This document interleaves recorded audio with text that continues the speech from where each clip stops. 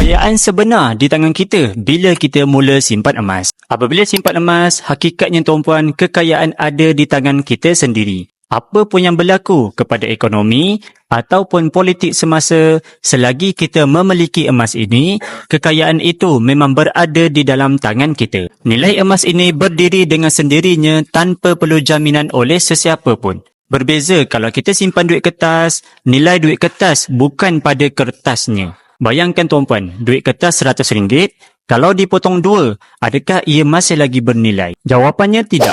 Nilainya boleh menjadi kosong dan tidak bernilai sebagaimana duit shilling RM1 yang satu ketika dahulu tidak lagi laku pada hari ini. Nilai duit kertas bergantung kepada jaminan sesebuah kerajaan selagi mana ekonomi dan politik sesebuah kerajaan itu dalam keadaan yang baik dan stabil. Jadi, sebanyak mana pun kita menyimpan duit, hakikatnya tuan-puan, kekayaan kita sebenarnya tidak berada di dalam tangan kita. Duit kertas tidak mampu untuk menyimpan nilai sebagaimana kita menyimpan emas yang mana nilainya dipegang kukuh oleh berat dan ketulinannya sendiri. Bagi tuan-puan yang nak mulakan simpanan emas di Public Gold, boleh rujuk pin video tutorial di profil, saya akan bantu sebaiknya.